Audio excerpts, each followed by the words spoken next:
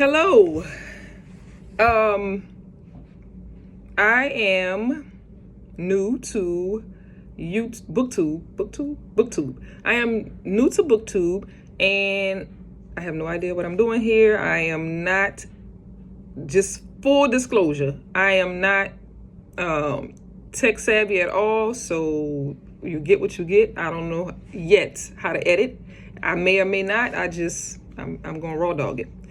I really don't have the desire to have like a huge following, anything like that. Like, I just decided on the whim for 2025 that I wanted to have like a electronic way to revisit and keep track of what I'm reading and my thoughts on what I'm reading. But the inspiration, the kind of like thing that kind of put the battery in my back, was a book group that I'm in.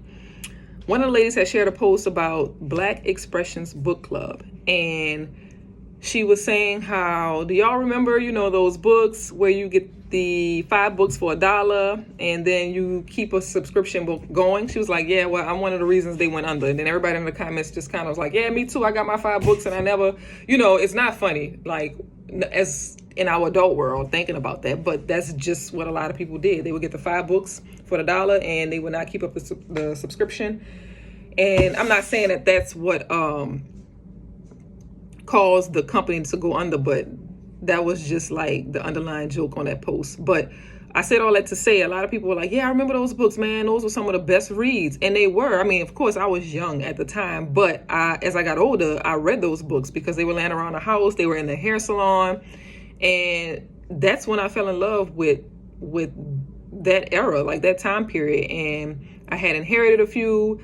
And because of that, in high school, well, kind of like 8th grade, 7th, 8th grade, I just went full throttle with trying to read everything 90s and earlier, and I was able to collect a great deal of those books, from like the Essence best-selling list, the Blackboard, which was the thing to be on as a Black writer in the 90s, the Blackboard bestsellers, the Black Expressions Book Club. Like, I have hundreds and hundreds of those books, and I have read a great deal of them. I'm still currently reading them. I'm trying to get through my whole library. Not to say I don't read newer books. Like, I have my authors who anything they write, I'm going to read. For example, Sadiqa Johnson, and before the whole Yellow Wife, I was a fan. I was introduced to her debut novel when, I believe in 2000, and I was an undergrad, and I fell in love with it. Like, I was like, oh my gosh, like, who is this woman, right? And then she just kind of took this long break, and I forgot about it. And then when Yellow Wife came out, I was like, well, no, it was another book before Yellow Wife, and I read that one, and it was, it was good. Don't get me wrong. I believe I gave it like 4 stars, but it wasn't historical fiction. And then Yellow Wife came out, and I was like, oh my gosh, like, where have you been, girl? And so anything she writes, I'm going to definitely buy. Terry McMillan, of course, that's my girl. And now some of her newer works, the jargon and it has kind of changed. She's writing for the time period, but her dialogue, like, she writes dialogue like no other, and it's still the same. So, I mean, that's my girl. I'm going to always read anything that she puts out. Tiari Jones, same. S.A. Cosby, definitely. Walter Mosley, anything he writes, I'm going to read. August Wilson, a playwright, anything he puts out, I'm going to read. I feel like I'm missing a few. I probably am, and it'll come to me as I do this video. But there's a few of them that's still living, and anything they put out, I'm definitely going to read. Bernice McFadden. But for the most part, I have so many books that the authors are no longer with us, and I enjoy their works tremendously. I feel like during that time period, I just have a better connection with the characters and the plot. So that's just kind of what I stick to. Historical fiction for sure. But I mean, I'm not like a stickler for a certain genre. I'm a stickler for good writing. One of my favorites right now, she's not a lot of people know about her unless you like, into her type of writing. Like the Jim Crow era, and it is Tiffany Quall Sanders. Love, love, love her writing. Love, love, love. So anything she puts out, I'm going to read. Yeah, but back to what I was saying, because of that thread, I was like, man, maybe I should, create a channel and just keep track of the books that I'm reading, because clearly, like, from the post, like, people were interested in that. And these books were books that if we had TikTok and all these different platforms that we have now, I mean, our people would have did numbers. I mean, they did it without it. So just imagine because these were like strong writers, and they were writing unbiased. They were writing without an agenda. They were writing without trying to conform, and the writing was just so authentic and so pure. And I'm not saying that new writers aren't doing that. I'm just saying it's just been a cultural shift in a lot of what I've seen, and it makes it hard to find authentic writing. So I said that to say I just stick to that time period so that I can develop my love for the history of the writers that came before the writers that we have now. I hope that made sense. I feel like it didn't to me, so I know it probably didn't to y'all, but we're gonna move on.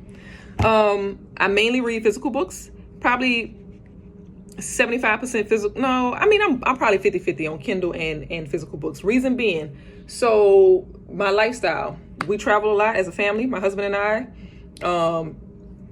due to the nature of his job, and that requires me to have to haul a lot of stuff, and books is just not something that I want to carry because they're heavy. So I will definitely, I keep my girl on me all the time. I have Kindle and Kenny. I have this one and the one in the back, and I keep them with me at all times because, I mean, I got like 500 books on here, and it's 3 pounds.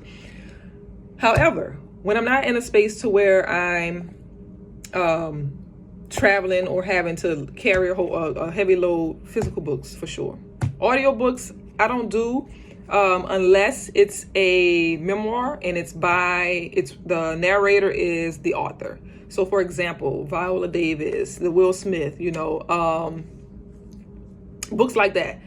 I will listen to audio just because I get to feel what the writer is feeling. It's different. It's different. It's an experience. I should say that. What else? I probably won't be doing hauls or nothing like that. Like, I'm not really the type of person I may share a few things here and there, but the basis of the channel will just be to share my love for reading, share my love for the older works, the older authors. And I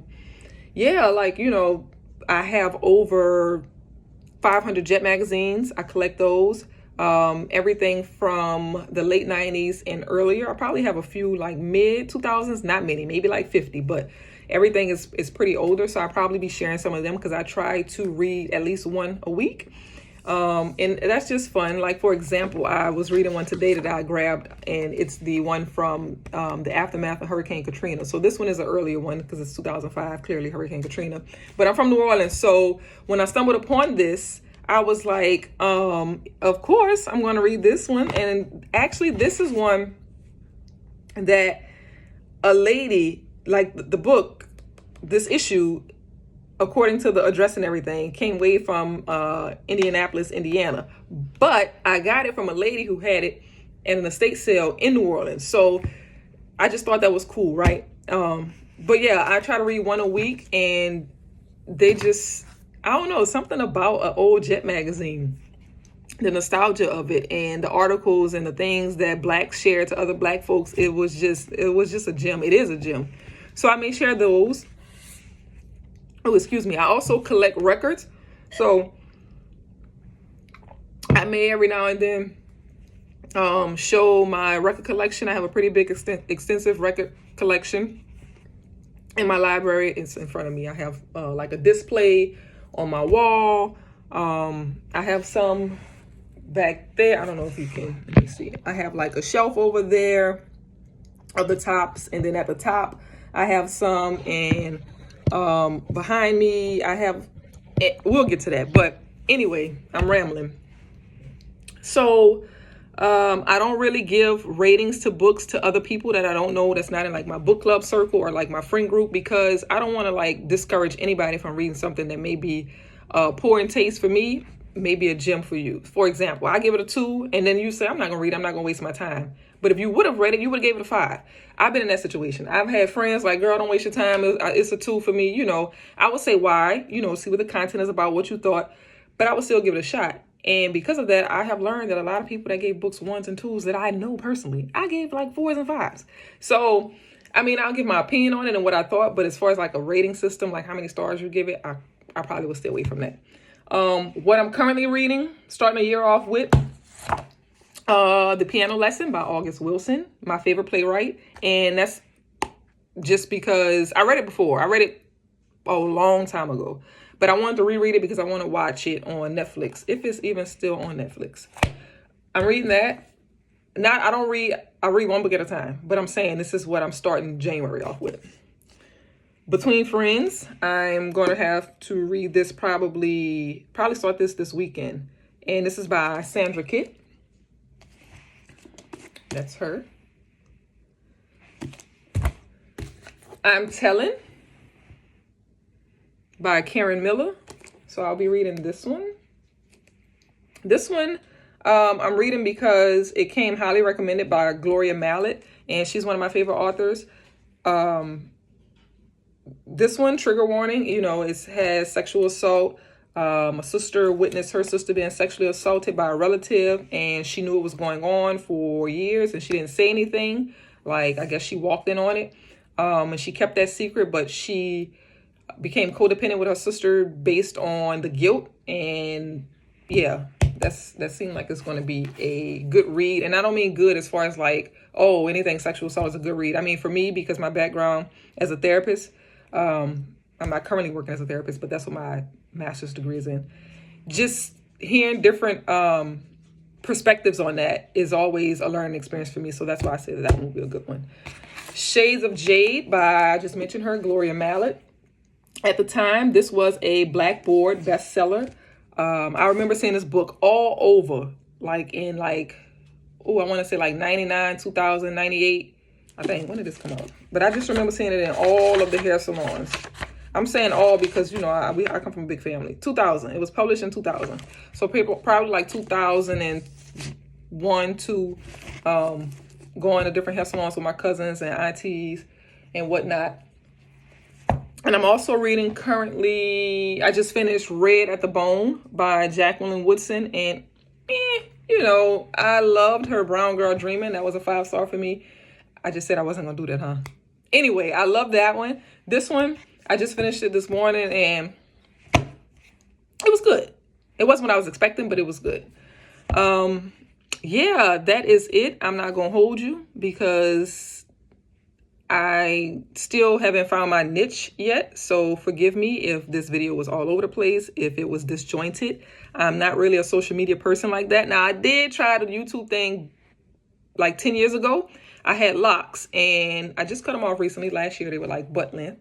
And I had a channel and I had like a little good amount of followers, right? But at that time, no one really cared about the aesthetic of YouTube. You just did it. It was raw, it was natural, it was authentic, and you didn't really have to do all this editing and all of this stuff that I don't have time for. It's better things I can do with my time. Now, I'm not knocking those who do. I enjoy watching videos that are well curated, right? I just don't like that sometimes it takes away from the authenticity of the video. If I knew how to do it, if I felt like I had the time to invest in learning how to do it, I'll be all over it. I just don't have the time. And I'm not saying it like I'm just a super busy person. I'm just saying that because it's not something that I really am passionate about, I'd rather not even go down that hole. But yeah, that's it. That's me. The name of the channel is The Beaten Path because why not? I mean, if you look it up and know what it means, why not, right? Based on the books I read and the avenue I'm trying to take, it fits. Yes, that is it. And I will make my next video with a follow-up on probably what I have read that I felt was excellent during the end of the year. So last month, December. My December, what are y'all calling it? Wrap-ups? The books that I finished for the month of December. I had some heavy hitters, and I'll probably come back and share those with you. And that's it. So if you have a desire to be here, or you're interested in anything that I may share as far as content, like I said, the genre and time period, historical fiction, 90s and earlier, some mid 2000s, that's primarily going to be my focus. So stick around if you like that. Stick around if you don't. You may find out you do. Bye. Thank you, guys.